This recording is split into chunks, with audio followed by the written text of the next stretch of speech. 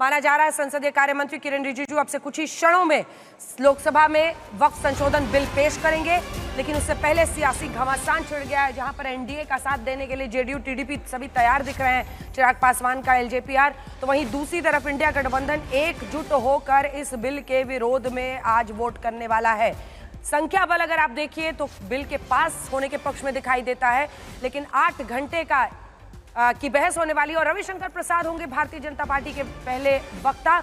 न सिर्फ एक पेशे से वकील है वो, बल्कि पूर्व कानून मंत्री भी रह चुके हैं। वहीं दूसरी तरफ से अगर आप देखिए तो लोकसभा में राहुल गांधी नेता प्रतिपक्ष इस मुद्दे पर नहीं बोलेंगे।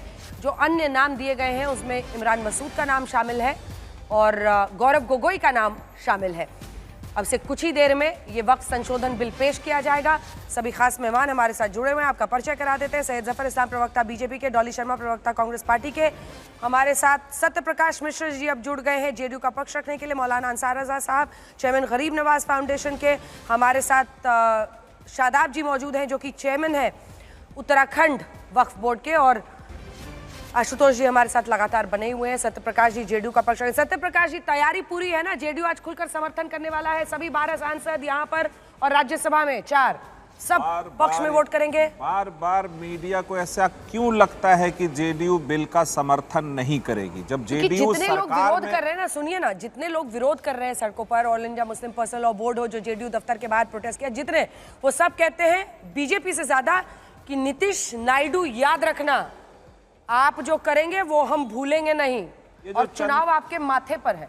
जो चंद मुट्ठी के लोग नीतीश कुमार को कटघरे में खड़े करने की कोशिश कर रहे हैं, उनको ये पता होना चाहिए कि नीतीश कुमार इस देश में सांप्रदायिक सौहार्द के नेता हैं और अल्पसंख्यक समाज के कल्याणकारी नीतियों को बिहार में लागू करने वाले नेता हैं। और इस बिल से भी इस देश में पिछड़े समाज के मुसलमानों को वक्फ बोर्ड में एक प्रतिनिधित्व मिलेगा, बाकी जो लोग छूट गए थे उनको मिलेगा, महिलाओं को मिलेगा, और सबसे बड़ी बात, ये पारदर्शिता लाएगा एक ऐसे मसले में जो कि 54 से चला रहा है। 2013 में संशोधन हुआ, किसी को उस समय दिक्कत और तकलीफ नहीं हुई, लेकिन जब आज वक्फ बोर्ड की जमीनें जो उसकी हैं, 25% मुसलमान ही उस पर केस लड़ रहे हैं कि ये मेरी जमीन है और वक्फ बोर्ड ने ले लिया है। कई मजार ऐसे 800 से बड़ी संख्या है।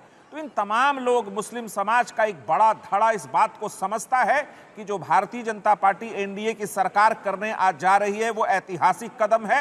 और इसको, इस मुहाने पे खड़ा भारत है जहां जमीन को लेकर अब विवाद नहीं होना चाहिए, खास करके वक्फ बोर्ड की जमीन की विवाद हो जाए, किसी मंदिर मस्जिद की जमीन की विवाद हो जाए,